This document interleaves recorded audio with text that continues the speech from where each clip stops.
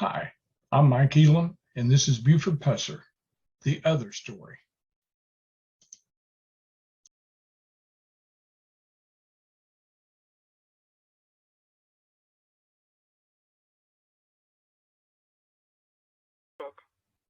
Thanks for joining us again today for another installment of Buford Pusser, The Other Story. With me today is Kenny Rose, and he co-authored a book with W.R. Morris on the subject. Kenny, could you tell us a little bit about yourself and your background? Sure.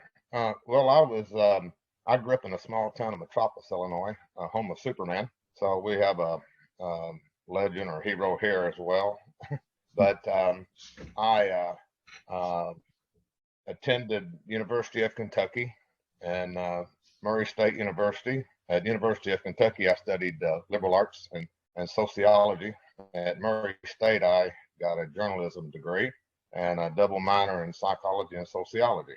And I've lived pretty much in the Western Kentucky, Tennessee area. Then later moved to Georgia, then Florida. Then I'm back to my hometown of Metropolis, Illinois. I've been here for about 2 years.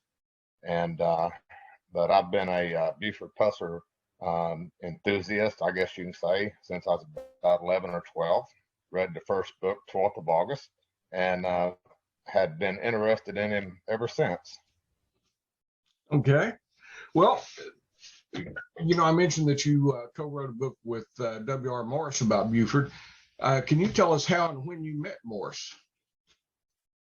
Yes.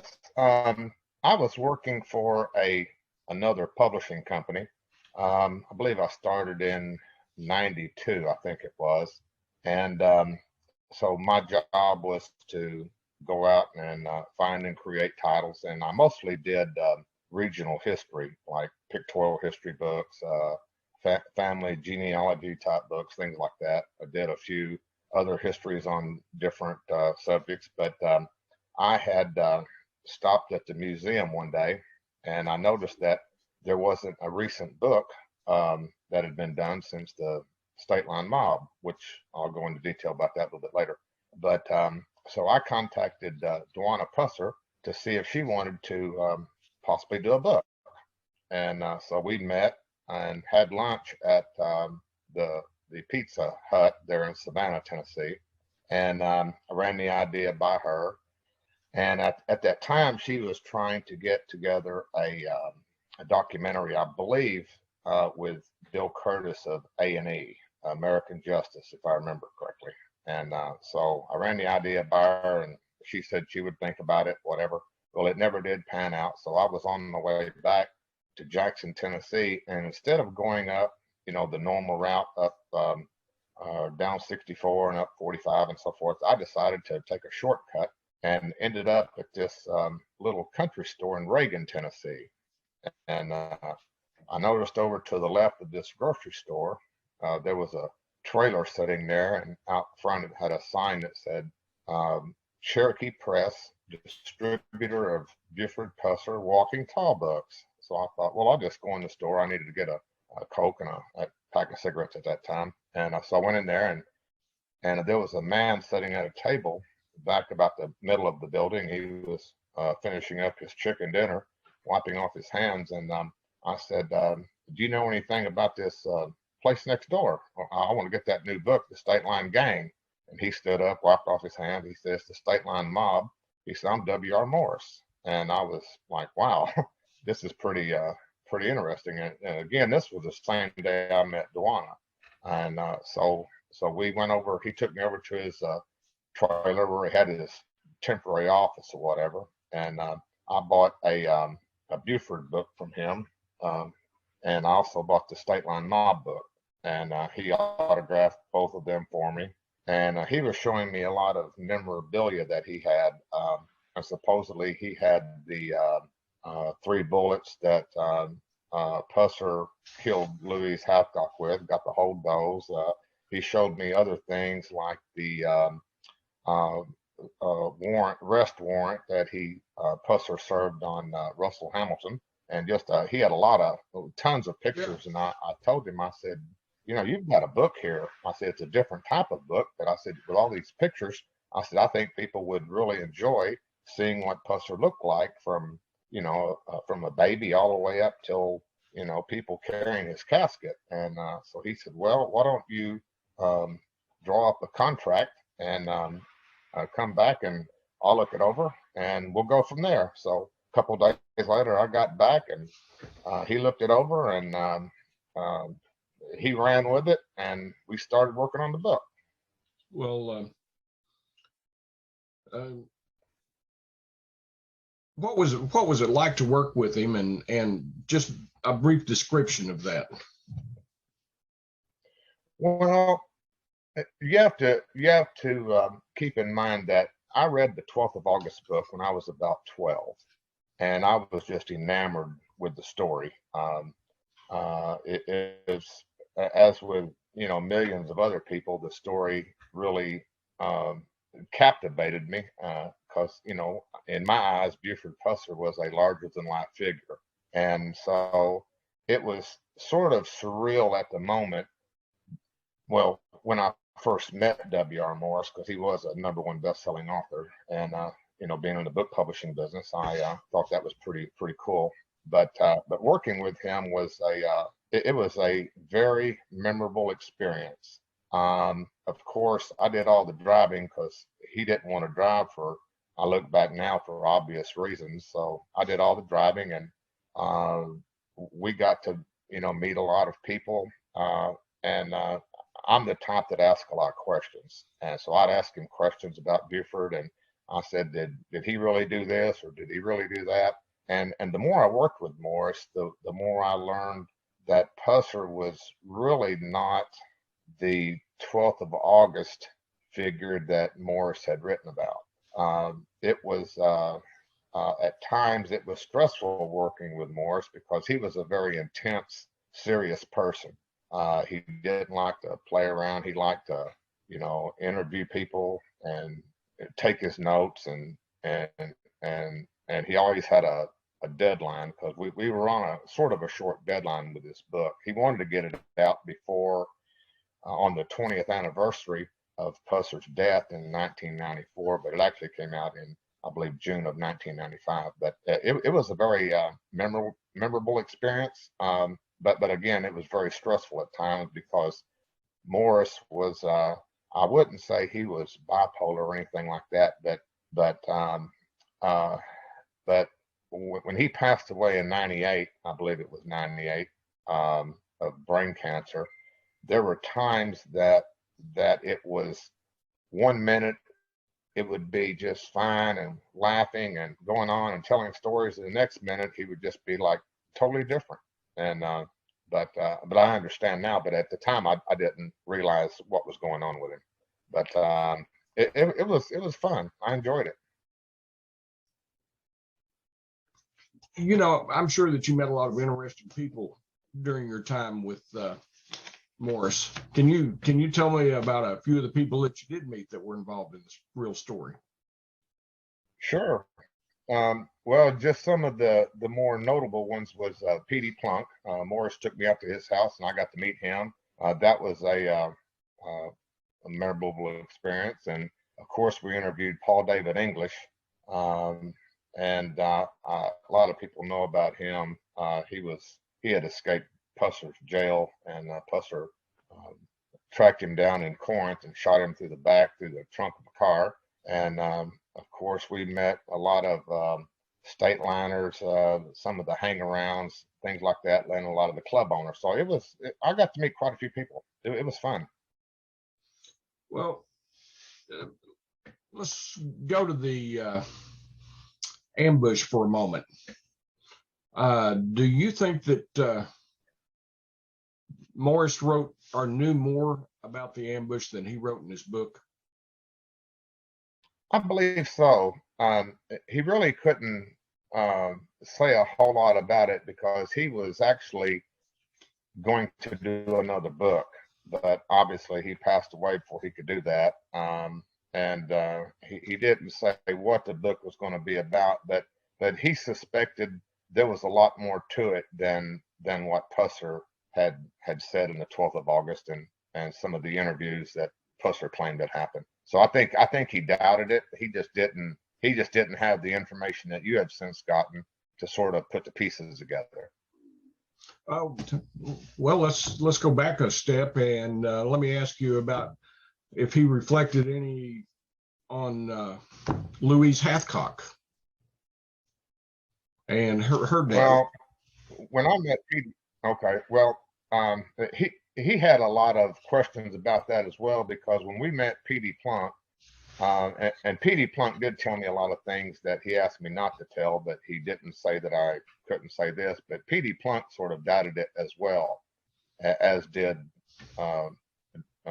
Moffett, his deputy Moffett.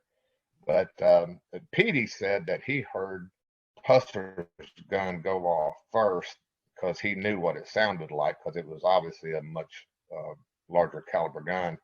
And then he heard Louise Hathcock's gun go off, and then as he was standing outside, that bullet penetrated that or hit that support post outside.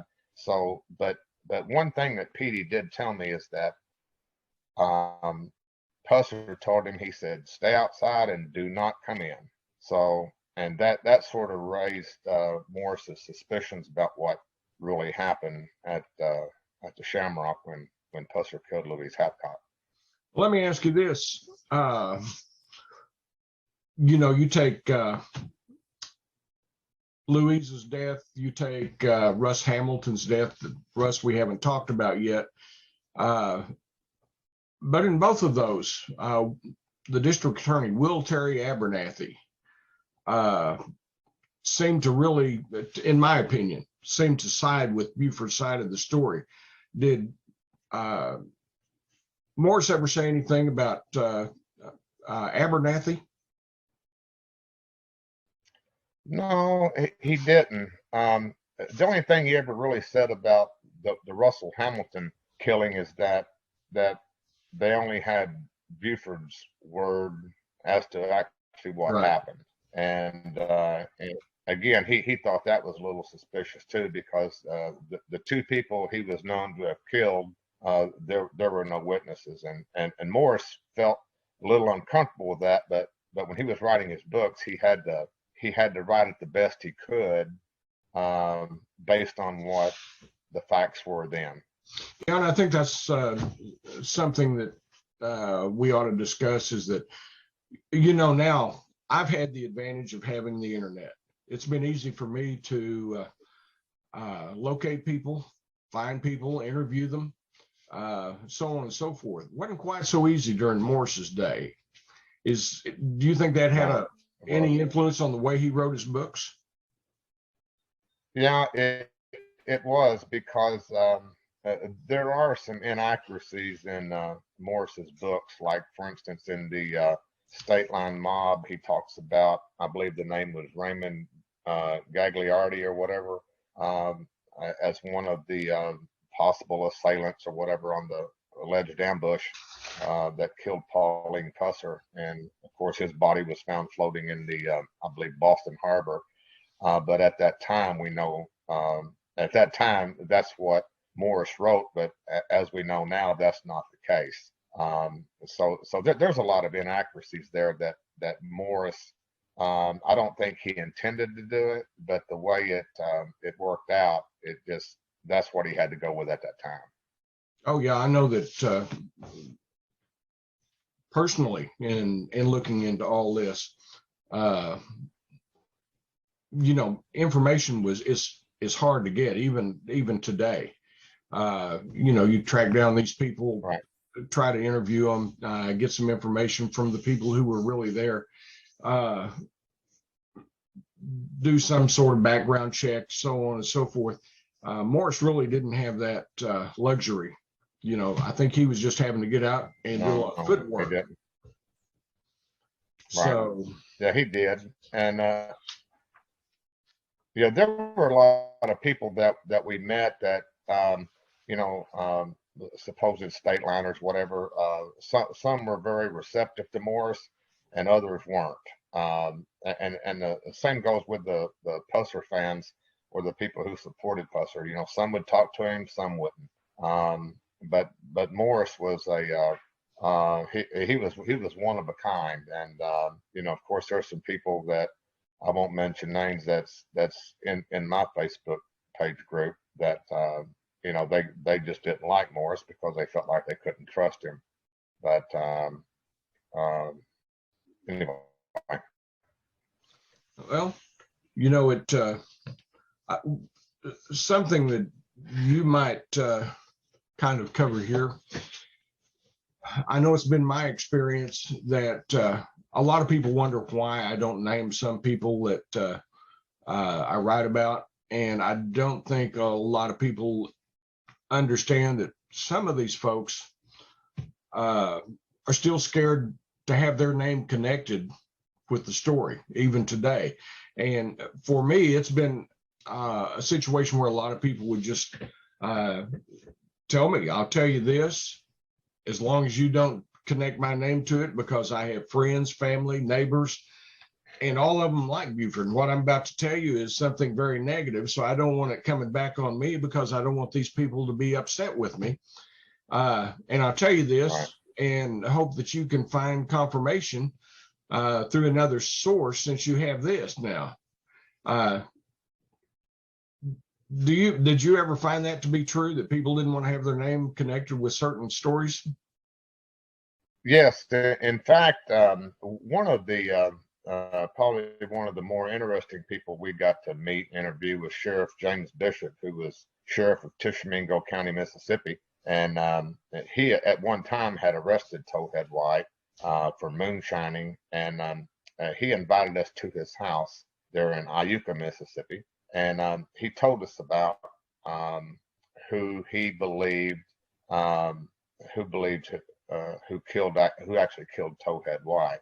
And he said, he asked us not to bring up his name or where the source came from until after he had passed. And of course, he passed away, I believe, just before 2000. But he named Blue Tick Alexander, and he said that he got this information from Buford Pusser, that Buford Pusser knew for a fact that he did it, but of course the books claim that Junior Smith did it. So it's one of those things that you really can't. I mean, I wasn't there. I really don't know for sure, but I have my suspicions. But it's just interesting. Of course, he would have no reason to lie, because there was no motive for him to lie about it. It's just, I don't know. It's just one of those things that I guess you'd have to have been there to know for sure. Yeah, like I say, there's a lot of people that, for one reason or another, don't want their name connected with it. But you know, I found it very interesting that I call it connecting the dots. You know, you go visit with the person over here, and they will tell you something, and you visit with another person that actually played their own role in the story, and they tell you something, and after a while, you start getting enough information that you start connecting the dots, and you feel like you end up with the real story, or as close as you're going to get to it. Right. Right. Well, did Morris had no idea that he had brain cancer when you were with him? No, he didn't. He had no idea whatsoever. I just knew that there were times that, not saying he was a Jekyll and Hyde, but like I say, there would be one minute we'd be laughing and going on, the next minute he'd say something totally off the wall and sort of mean, if that makes sense. It was really weird, but I did enjoy working with him, and I'll never forget the experience. I imagine that was something. I mean, I've always enjoyed going over there, seeing all the sites, visiting with people who actually live their part of the story, and that's what people don't get. Right. You know, I wrote this book, Buford Pusser, The Other Story. Same thing as our Facebook page by name. And, you know, I've always found it just interesting to go over there, meet these people.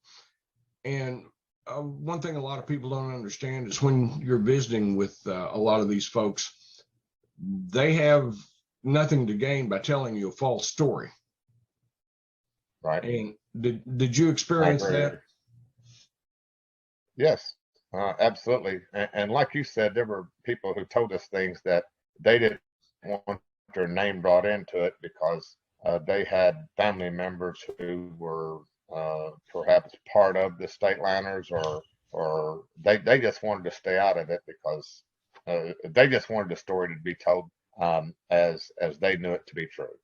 Yeah. And the story of Buford Pusser um, is totally different. The actual story is totally different than what Buford Pusser story was in the 12th of August, because that book was basically told to W.R. Morris, and he put his magic or whatever to it to put the book together based on what Pusser told him. But as we know now, the 12th of August, it's a great book. Don't get me wrong, but it's a good read. But it's just not. There's just a lot of facts in it that's just not true. Yeah, and I think the one thing that people don't understand is that when Morse wrote that book, he was actually under contract with Buford Pusser, and he was telling Buford's story Right. the way that Buford told it. So, you know, Right. at first I didn't really think about that, didn't understand it, but I attribute a lot of the misinformation that's in that book is theirs because it came directly from Buford, and that's who he was Right. writing the book for. Right. Well, I tell people, people ask me, they said, which is the best book to read on Buford Pusser? I said, well, I would start off with the book, the 12th of August. That was the book that I first read. And then after they read that, then they need to read the book, Buford, the true story of the walking tall sheriff. And you'll start to see a transformation of the real Buford Pusser. And then, of course, the State Line Mob is probably it's probably my favorite book that Morris had written. Is sort of like name names and so forth and so on. Then, It was of getting course, more the back book toward the real story. yeah, it sort of puts you there, and you can almost feel like you're there. I mean, Morris was a really good writer, and it sort of puts it more in perspective than the book that W.R. Morris and I did was this book here, The Legacy of Buford Pusser, and which is almost the name of my Facebook group page. It's Buford Pusser, The Legacy of the Walking Tall Sheriff. But I think the book that you did pretty much sums it all up, and it's probably close to what Morris probably had in mind of writing if he was going to do another book. Well written book, Mike. Well, thank you. All right. Well, we need to be wrapping this thing up, but tell me, what do you see that the future holds for you in this story? Well, I do not plan to do any books on Buford Pusser. You've already done that for me, but not that I was going to anyway. But I am getting back into the book publishing business, but I'm going to stick to pretty much what I did before when I met Dewana. Just create regional history type books, things like that. More pictorial histories of counties. Um, I had been working on a project that I'd started on years ago that I didn't get to finish because every time I got started on it, my cancer would set in, which I'm cancer free today. But perhaps sometime in the future, I can tell you more about that. But as far as any books on Pusser, I won't be doing anything like that at all.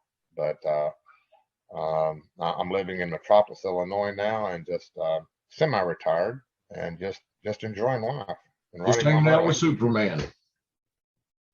and hanging out with Superman. That's right. All right, we're going to wrap this thing up. I would like to say that to the viewers out there that I'd like for you to like and subscribe to my channel, because what we're going to do is take this as chronologically possible as I can through the Pusser story, so that everyone can go right along, see what happened, when it happened, how it happened, and a lot of the information I have came from people who actually live their own part of the real story. So, Kenny, I appreciate you being here. And again, thanks for having me. What is your Facebook page? My Facebook page is Buford Pusser, The Legacy of the Walking Tall Sheriff. Okay. And I have Buford Pusser, The Other Story, that's also on Facebook. Same name as the YouTube video channel and same name as my book. So until next time, I guess we're out of here. Kenny, thanks for being here. Okay. Thanks for having me. You bet.